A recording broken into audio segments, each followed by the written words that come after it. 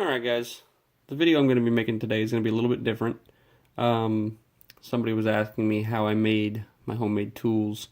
I do all of mine freehand, and I just take these fan style feeler gauges like this, where you buy them in a little ring where it's just got all different sizes and stuff. And these ones are old. My buddy gave them to me that he had in his shop. They're rusted and he can't read the numbers anymore. I mean, you can, but you really have to fight for it.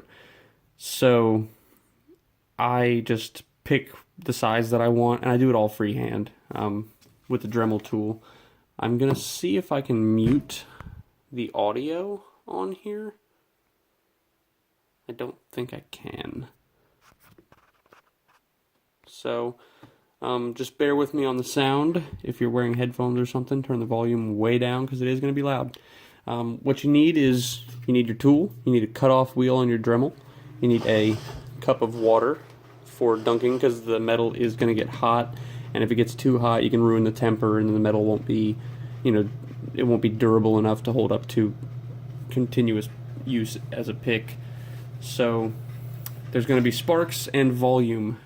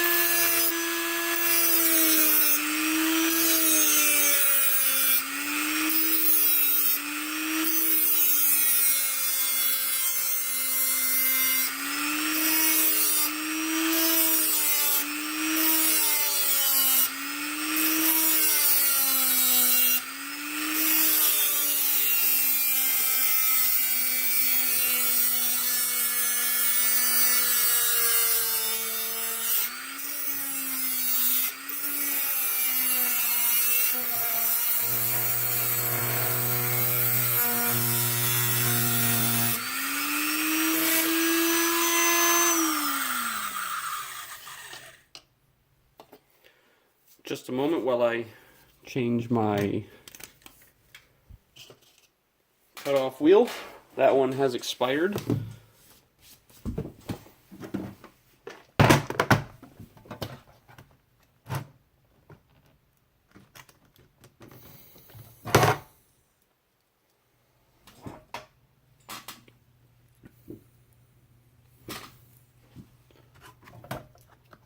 Go through these things like hotcakes.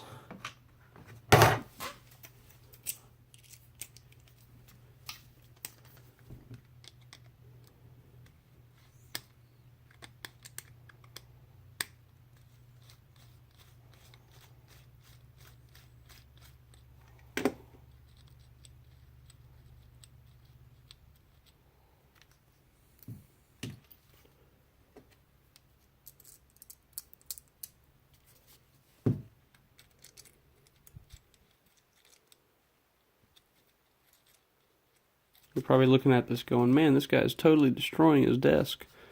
I actually picked this desk up out of the garbage one day, so I have zero financial investment and no attachment to it. So that's why I am destroying the desk. It's not going to go with me when I move. It's going to go right back in the garbage, and I'll get something else to do the same kind of task. Here we go.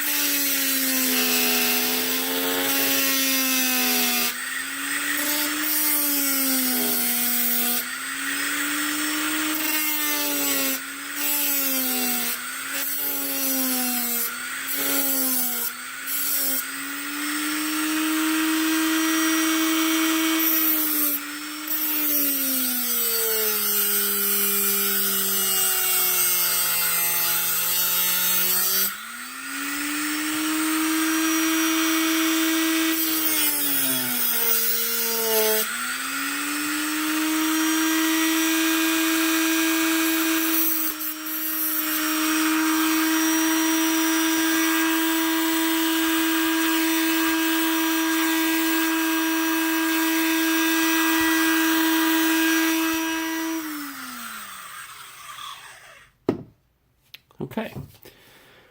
At this point, I'm done with the Dremel. This is what I've made so far. I cut the rough shape out. This is going to be another one of those Schlage finger pin rakes like I made the other day. This one, however, is going to have a little bit wider spacing. Instead of being like a city rake, I'm going to do more like what Rusty Locks did and make it like a comb pick, sort of.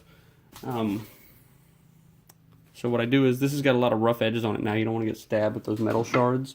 So I just take a regular mill bastard file, and I just kind of remove the burrs from all the edges so I don't get stabbed.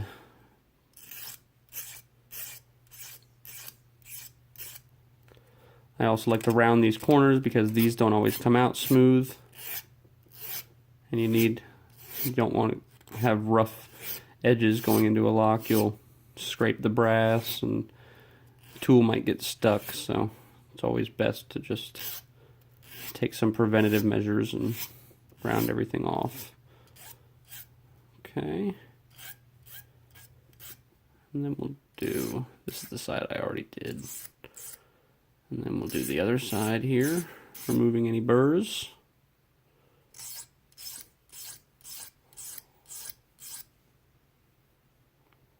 Okay, that feels pretty smooth.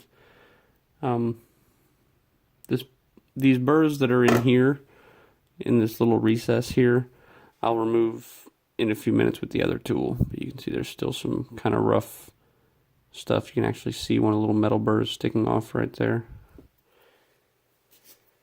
Okay, so now I take off my cutoff wheel, and this is, you can get this in the Dremel, I forget what they call the kit. It's like a 12-piece etching kit or something. And this is just a diamond carbide cutter. So it's carbide steel with a thin layer of industrial diamonds on it. And then I just take that. Now there's going to be some more volume here. And I'll use this cutter to smooth out these burrs, get rid of those rough edges. I'll probably run it all the way down both sides of the length of the shaft here. And then I'm going to cut a little dimple there, and another one, and so forth down the length of the shaft. Here we go.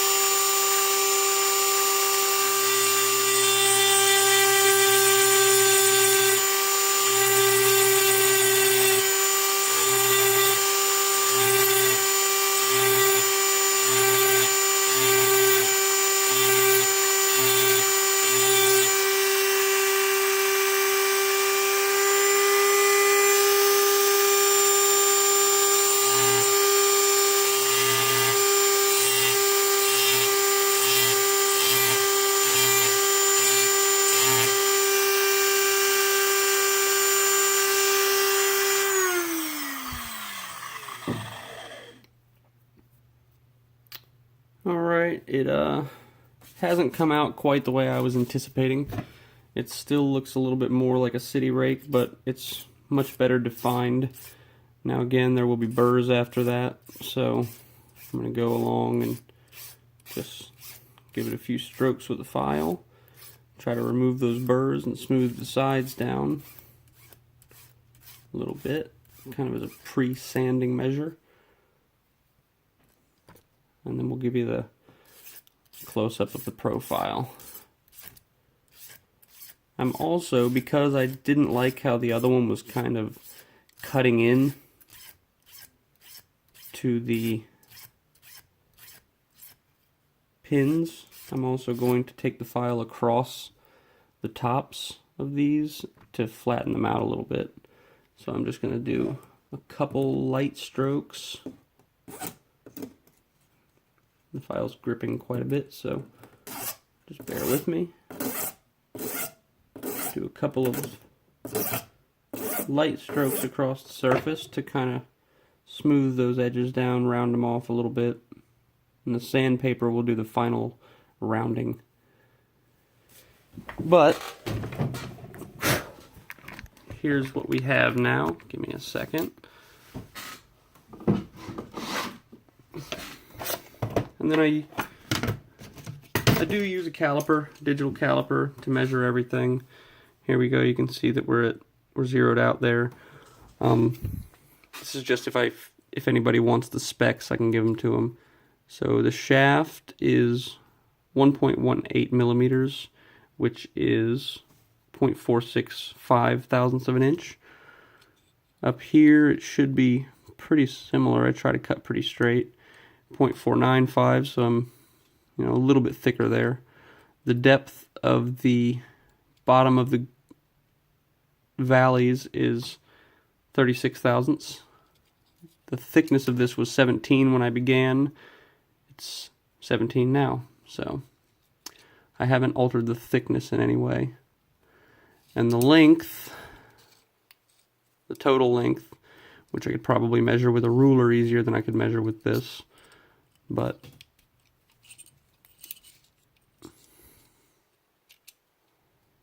total length 2.1 and 46 thousandths of an inch.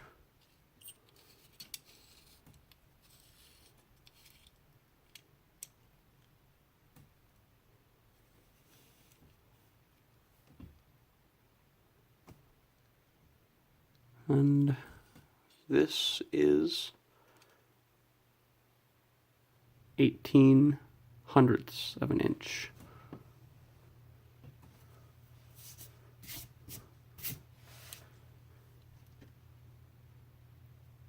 .180 thousandths, or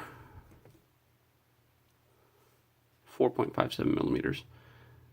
Now the reason for that thickness is I bought these dimple picks, the Dongshi dimple pick set, and the set works fine. And here's my little assortment of custom made tools. I've got one right there for picking multi-locks outer pins. I've got my Medeco pin rotator. I've got my first rake that I made the other day. This is for the Primus finger pins to single pin pick them. This is something that I made to work on an M-Heart. It's just like a really fine hook in 13 thousandths to get around the warding in there. And this is a 30 and some odd thousandths flag that I made with a tapered edge to get under the finger pins in an ASA and be stout enough to apply some actual lifting force to them. But these have to fit in here. And then I've got a few, I took some wiper inserts and I cut them down to little segments to use as spacers, because sometimes these aren't, especially when you're working with like 13 thousandths and 15 thousandths pieces of steel, they won't, the screw that holds everything in, a little set screw right here, will turn all the way through its threaded hole and fall into here and not secure anything. But there we go. So that's the finished product. You have a little rake for Schlage Primus finger pins. It's held in there nice and snug. It's not going anywhere. And that's how I do it. I just freehand everything. It's there, you see, from start to finish with a lot of talking and measuring in between. It takes about 20 minutes. If you were isolating the task and only working on making the pick without talking or trying to video it and explain and show everyone what you're doing, it usually takes me about 10 minutes or less to make a tool. For some people, you might need a visual diagram, you might need something to start with. I like to freehand things. And since it should theoretically only take a minute or two, let's see if I can't pop this Primus open. If I don't get it in a minute or two, I'll cut the video.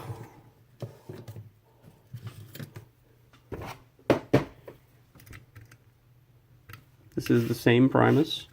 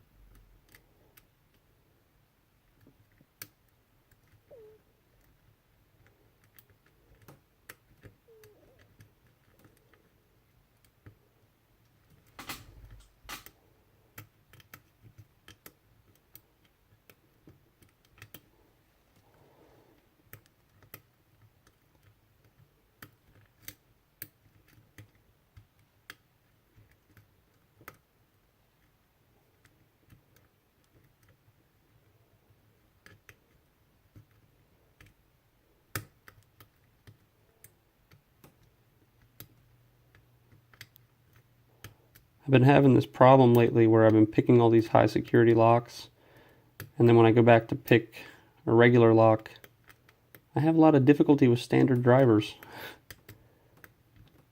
I guess I've just been kind of super tuning my feel for high security drivers and such, and throws your game off a little bit for the regular stuff. I don't know, I'm just speculating, but it has been kind of annoying me.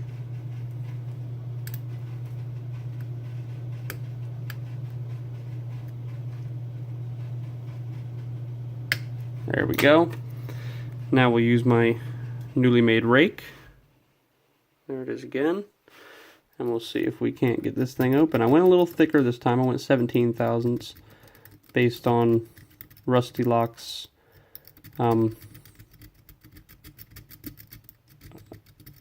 example. He said 17 thousandths was still small enough to get in there and be pretty functional, so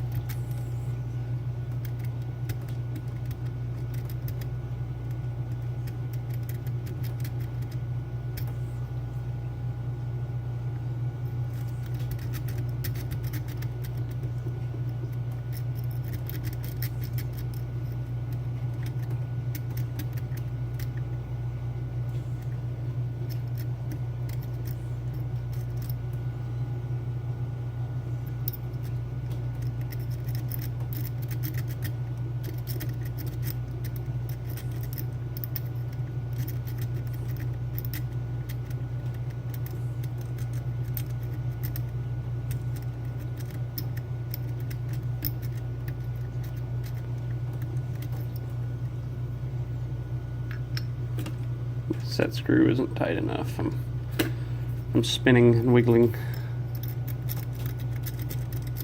Well,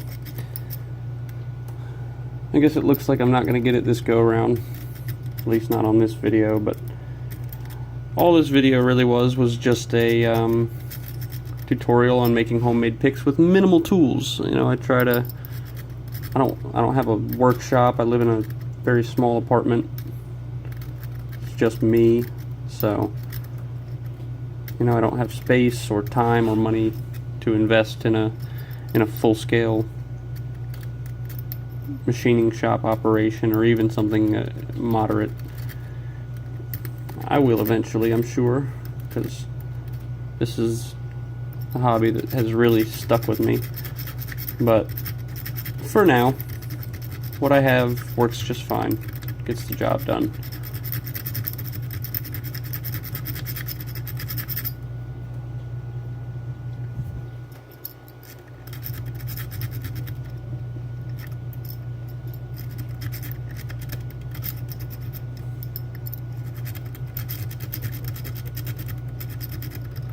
There it is. Cool.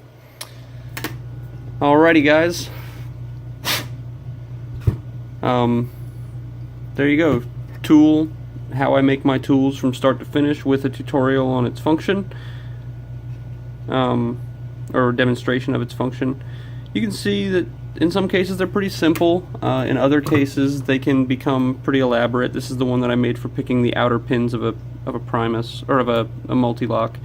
It's very, very thin shaft over here because it's got to fit down that side of the keyway, the right side of the keyway, and still have enough room to turn and not hit the inner pins.